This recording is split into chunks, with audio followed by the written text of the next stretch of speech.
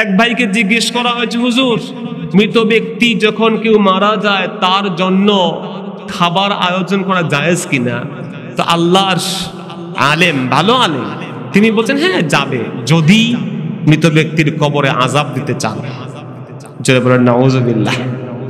আমার ভাইয়েরা, এখন আমরা জিজ্ঞেস করলাম হুজুর দলিল কি? হুজুর দলিল দিলেন, রাসূল সাল্লাল্লাহু আলাইহি ওয়াসাল্লাম বলেছেন, হাদিস সহিহ, নবী বলেছেন ওয়া ইন্নাল মাইয়িতা লাইউআযাবু ফি কবরিহি বিমা নিহা আলাইহি। মৃত ব্যক্তি কবরে আযাব পায় নিয়াহাতের কারণে। জীবিত মানুষ যে নিয়াহাত করে, আরবিতে কি বলা হয়? নিয়াহাত। নিয়াহাতের কারণে মৃত ব্যক্তি কবরে আযাব পায়। নিয়াহাত কি জিনিস আমরা ব্যাখ্যা জানি, অর্থ জানি। নিয়াহাত হচ্ছে আল বুকা, কান্নাকাটি করা।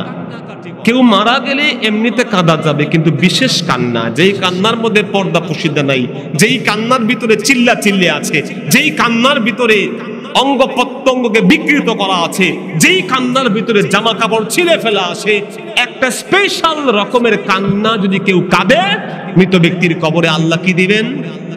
আযাব দিবেন। এজন্য কেউ মারা গেলে হই হুল্লোড় করে বেপরদা হয়ে কান্দাকাটি করা যাবে। আমি আরেকটু ভাবলাম, আমি খুব অবাক হলাম, একজন বড় আলেম যখন বলেছেন মৃত ব্যক্তির কবরে এই হাদিস দিয়ে দলিল দিয়েছেন আযাব হয়। আমি খুঁজলাম যে আসলে দলিলটা তিনি এত হালকা মানুষ তো তিনি না, একটু বড় মাপের মানুষ, উনি কি জন্য দলিলটা দিলেন? আমি হাদিসের অনেক ব্যাখ্যা খুঁজে দেখলাম যে সাহাবায়ে কেরামদের মধ্যে অনেকে বলতেন, ভালো মতো শুনবেন, অনেক সাহাবী বলতেন কুন্না নাউদ্দু আল আকলা আত-তাআমা মিনান নিয়াহা। আমরা অনেকে খাবার তৈরি করা, রান্না বান্না করা, মৃত ব্যক্তি মারা গেলে রান্না বান্না করা, এগুলোকে নিয়াহাত বা কান্নাকাটির অন্তর্ভুক্ত মনে করতাম। তো হুজুরের প্রতি শ্রদ্ধা একটু বাড়লো আমার। ভাবলাম হুজুর তো একটু গবেষণা করেই মনে হয় কথা কম, কিন্তু আরেকটু যখন পড়লাম দেখলাম যে না, হুজুর একটা শুভঙ্করের ফাঁকি দিয়েছেন।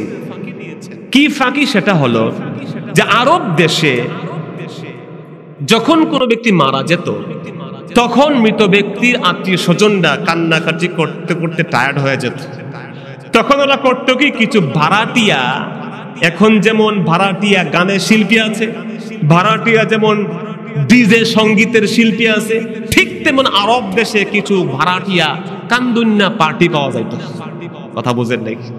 এরা বিভিন্ন আওয়াজে কানবে, হালকা আওয়াজে কানলে এক রেট, জোরে কানলে আরেক রেট, কান্দা কাটটা অঙ্গ প্রত্যঙ্গ খাপলাইয়া ছিঁড়ে ফেললে আরেক রেট। ওই কান্দান্না পার্টির যেগুলো আছে এদেরকে তারা দাওয়াত দিত। কথা বুঝতে পেরেছেন? বিশেষত আরব দেশে কেউ মারা গেলে নিয়াহাতের পার্টিদেরকে এনে বলতো তোমরা কান্নাকাটি করবা, 1 ঘন্টা কানলে এত টাকা, 2 ঘন্টা কানলে, সারাদিন কাটলে এই ট্রেড দিয়ে দিব। আমি বানিয়ে বলছি না আপনাকে ভাই, হাদিসের কিতাব থেকে বলছি। এখন এই মহিলারা যারা কাঁদতে আসতো, তারা বলতো আমরা তো এমনিতে কানলে হবে না, আপনারা কেউ মারা গেছে, আপনারা রান্না বান্না করবেন না, এটা হবে না, আমাদের তো রিচার্জ হতে হবে, রিচার্জ করা লাগবে। কথা বুঝতে পেরেছেন? তখন আরবের মানুষেরা কেউ নিজেরা খাক বা না খাক, যখন তারা দেখবে এই লোকগুলোকে, মহিলাদেরকে আনছে কান্দনের জন্য, এদেরকে খাওয়ানোর জন্য মৃত ব্যক্তির পরিবারের লোকেরা কিছু খাদ্য আয়োজন করত, রান্না বান্না করত। সাহাবায়ে কেরাম বলছেন এই রান্না বান্নাটাকে আমরা ওই কান্নাকাটির মধ্যেই মনে করতাম। কি সাহাবীদের কথা কি ভুল ছিল? জোরে বলেন। কিন্তু সম্মানিত আলেম এই কথাটা বুঝেন নাই। তিনি মনে করেছেন যে মৃত ব্যক্তি যখন কেউ মারা যায়, তার সন্তানরা যদি 3 দিন 4 দিন পরে, 40 দিন পরে, 42 দিন পরে, 30 দিন পরে গরিব মানুষদেরকে নিয়ে, বাবা ধনী লোক ছিলেন, বাবা অনেক অঢেল সম্পত্তি রেখে গেছেন, যদি স্বেচ্ছায় খাওয়ান, স্বেচ্ছায় কারো প্রেসারে পড়ে না, স্বেচ্ছায় যে আমি আমার আব্বার ইসালের সওয়াবের নিয়তে কিছু গরিব মিসকিনদেরকে ডেকে খাওয়াবো, এই খাওয়াটা আর ওই যে কান্দন্না পার্টিদের খাওয়া কি এক? আপনার বিবেক আছে যুবক, আমি বলছি না তুমি বাবা মরে গেলে কাউকে খাওয়াও, এবং আপনাদেরও সমস্যা আছে। আমরা যারা জনগণ, আমাদেরও সমস্যা কি জানেন? আমরা মনে করি কি, অনেকে যারা আমরা গ্রামগঞ্জে আছি, কেউ মরলেই বুঝি একটা জবাব খাওয়াই লাগবে। কথা বুঝছেন না? কেউ মরছে, আমরা বলি ভাই তোমার আব্বা মারা গেল, একটু গরু টরু জবাই দিয়ে খাওয়াইলা না, এটা সম্পূর্ণ নিষেধ। যদি আপনি আবশ্যক মনে করেন, যদি আপনি প্রেসার ক্রিয়েট করেন, তাহলে এটা বেদাত হবে। 40 দিনেই খাওয়াতে হবে, এর একদিন 1 সেকেন্ড আগে পরে না বেদাত হবে। ভাই আমার কথাটা বুঝতে পেরেছেন আপনারা? এজন্য আমরা যেন উভয়টাকে সমন্বয় করে কথা বলি। দলিল যখন দিব বুঝে শুনে যেন দেই।